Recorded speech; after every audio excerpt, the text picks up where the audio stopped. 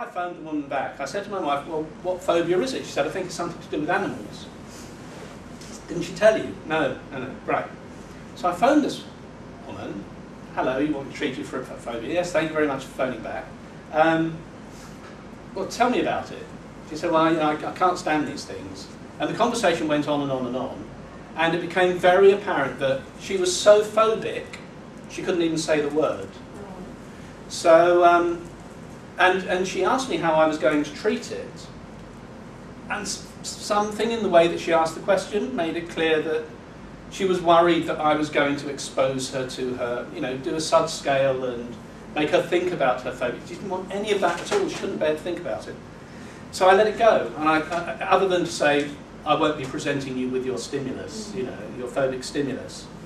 And that was it. Made an appointment to see her. She said on the following week, phone, about she'd just come back from Singapore and they had this thing on the menu. And that really upset her. And I thought, dog. Yeah.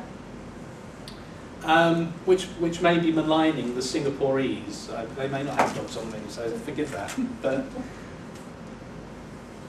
and the other thing she said on the phone was, could her friend come with her sister-in-law, come with her, and would it be all right if they videoed it or recorded it? So every bit of me wanted to say no, no, no, no, no. But the woman was a mental health worker, and if this worked for her, she was then going to go and tell everybody about it, and she knew lots of people who would then benefit from hypnotherapy if it worked for her. So I agreed that she could record the thing. On the Monday she arrived with her sister. But anyway, they arrived, and at the beginning of the case history I said, before we go any further, this is cynophobia, right? I thought I was being really clever. We'll use the Greek name. Every spider-phobe knows about arachnophobia. Everyone who doesn't like confined spaces knows about claustrophobia, and presumably somebody who doesn't like dogs will know about cynophobia. It's just cynophobia, right? Yes, yes, it's cynophobia. Good, we're all on the same hymn sheet or whatever. So we moved along, and she was saying that she was so distressed by this thing, and she accepted that she couldn't say the word, that on one occasion she'd been driving her car and thought of this thing and crashed the car. And her sister-in-law was in the car at the time, and she confirmed this. It crashed the car. And I said to her, so what happens if you come out of your front door in the morning and your next door neighbour is walking his pet past the front door? She said, well, that doesn't bother me.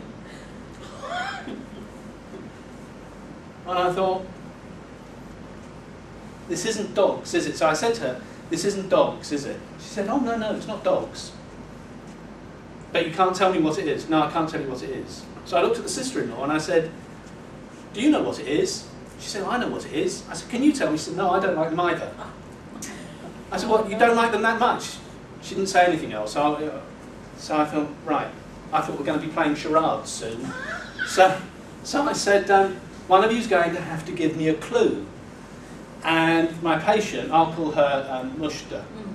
Mushta said, it's like what you said before. I said, like dogs? She said, yeah, like dogs. I said, wolves? Wolves? She said, no, no, no, no, no, not wolves. She went, and I thought, we are playing charades. Sounds like dogs. Frogs. And she and Rima, it's not the sister-in-law, went, ah! I thought, we got it, it's frogs.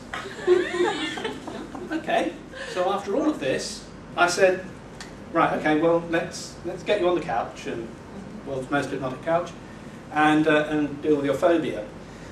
So, moved into my consulting room, arranged the furniture for Rima, who got her video camera out to record this thing, and mushed her on the couch.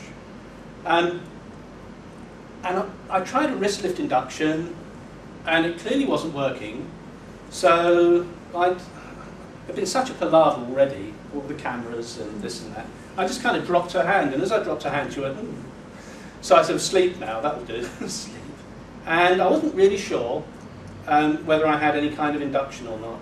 But I went on and established idiomotor responses, and the idiomotor responses looked good. They looked genuine. Having got a yes and a no, I checked to see whether she was answering consciously or not, and she wasn't answering consciously, so that was all okay. And meanwhile, Rima is now sitting, I'm sitting on my chair here, and Rima's sat there with the camera in my ear and in her face.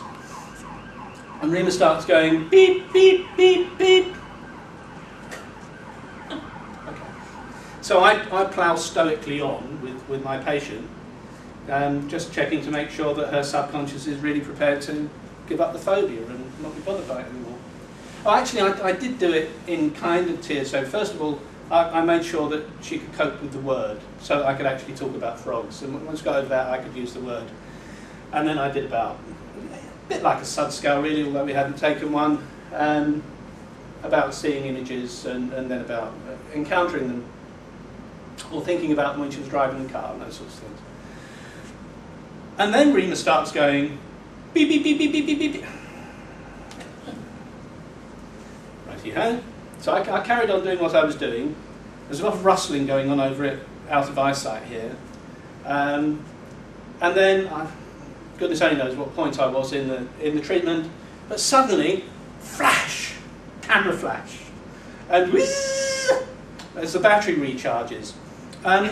So I turned round and treated Rima to my best disapproving look. And she looked back and gave me her best sheepish look.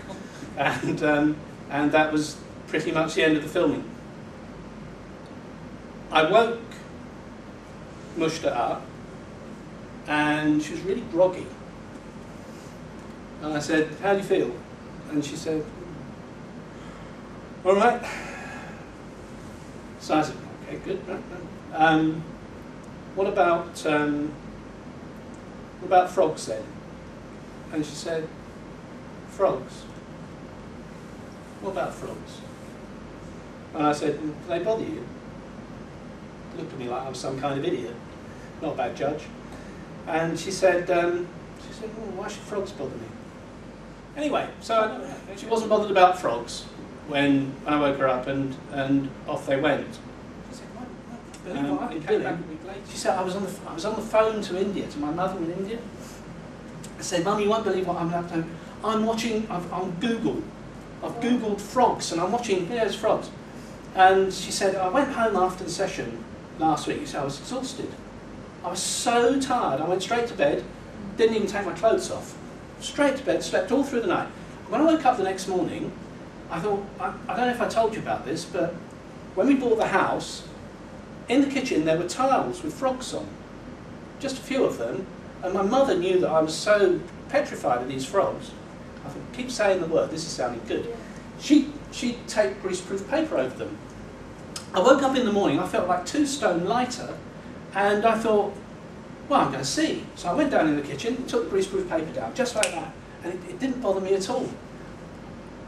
Unbelievable feeling. So then I get online, I'm looking there, I've over the last week, told everybody. Everyone knew I had this awful phobia. Nobody knew what it was, because I couldn't tell anybody what it was.